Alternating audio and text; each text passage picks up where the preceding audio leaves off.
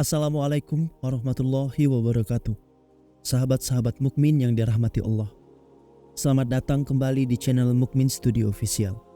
Channel yang menyajikan berbagai informasi menarik seputar Islam dan kehidupan.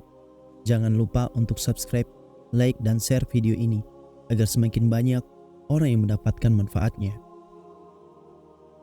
Sahabat-sahabat mukmin, apakah Anda pernah mendengar tentang pohon karkot? Pohon yang disebut-sebut dalam beberapa hadis sebagai pohon Yahudi yang akan berkhianat kepada kaum muslimin di akhir zaman. Pohon yang akan menjadi saksi bisu atas kekejaman dan kejoliman bangsa Yahudi terhadap umat Islam. Pohon yang akan menjadi tempat bersembunyi bagi orang-orang Yahudi yang ketakutan saat kaum muslimin menyerang mereka.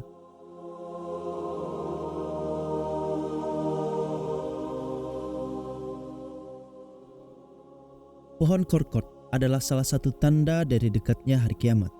Pohon ini telah disebutkan oleh Nabi Muhammad SAW sejak 14 abad yang lalu sebagai salah satu hal yang akan terjadi sebelum kiamat.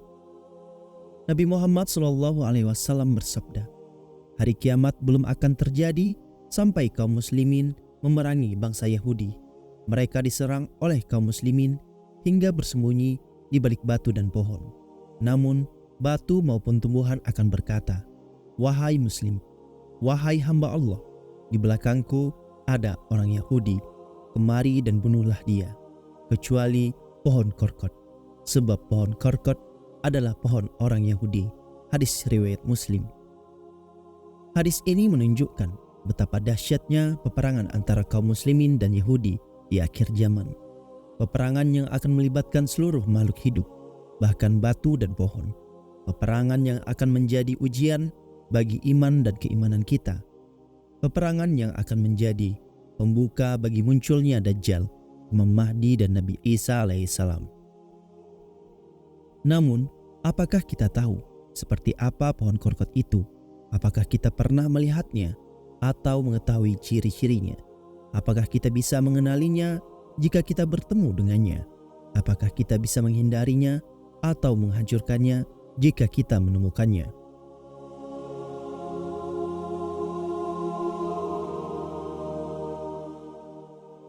Pohon karkot adalah pohon yang masih menjadi misteri bagi banyak orang. Tidak banyak orang yang tahu tentang pohon ini, baik dari sisi ilmiah maupun syar'i.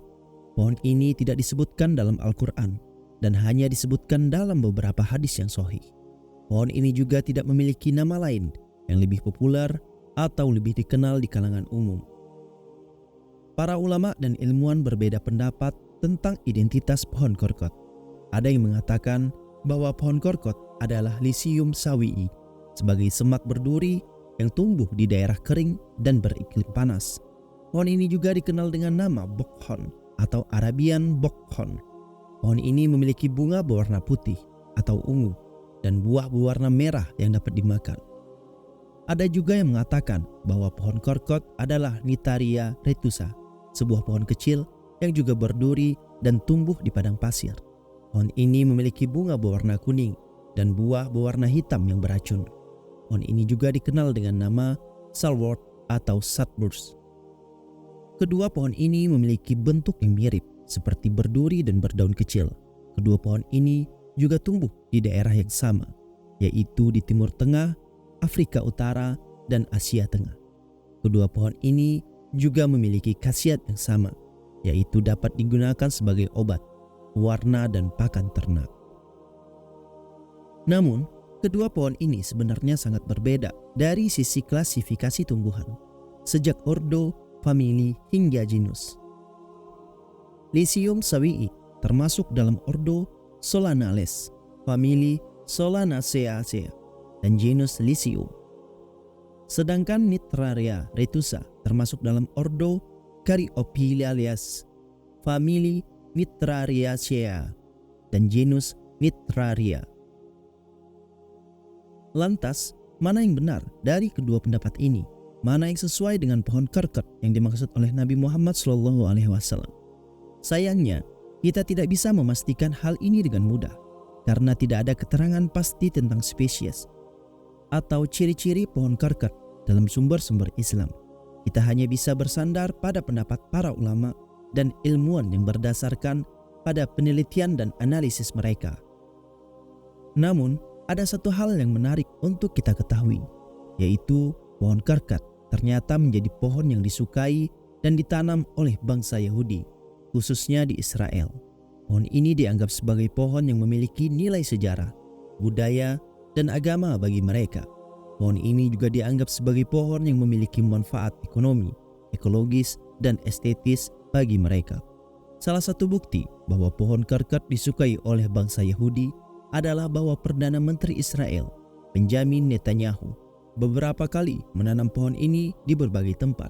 Di antara penanaman pohon pada Februari 1999 lalu di sebuah taman yang didedikasikan untuk korban Holocaust Yahudi. Penanaman pohon ini dilakukan bersama dengan Presiden Jerman saat itu, Roman Herzog. Penanaman pohon karkat oleh Netanyahu juga dilakukan di beberapa pemukiman Yahudi di wilayah pendudukan Israel yang disponsori oleh Jewish National Fund.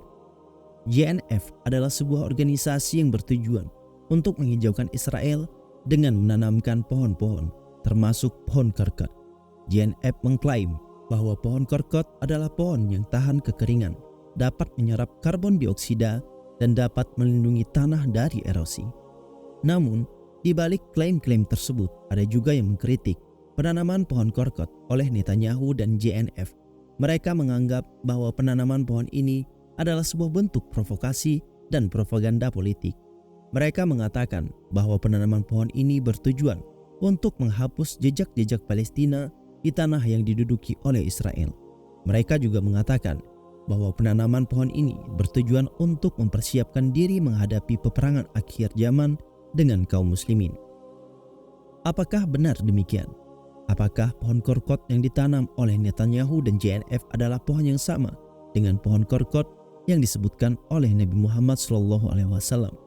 Apakah pohon ini akan menjadi saksi bisu atas kekejaman dan kejaliman bangsa Yahudi terhadap umat Islam? Apakah pohon ini akan menjadi tempat persembunyian bagi orang-orang Yahudi yang ketakutan saat kaum muslim menyerang mereka? Sahabat-sahabat mukmin, kita tidak tahu jawaban pasti dari pertanyaan-pertanyaan ini. Kita tidak tahu kapan dan bagaimana peperangan akhir zaman akan terjadi. Kita tidak tahu kapan dan bagaimana hari kiamat akan terjadi.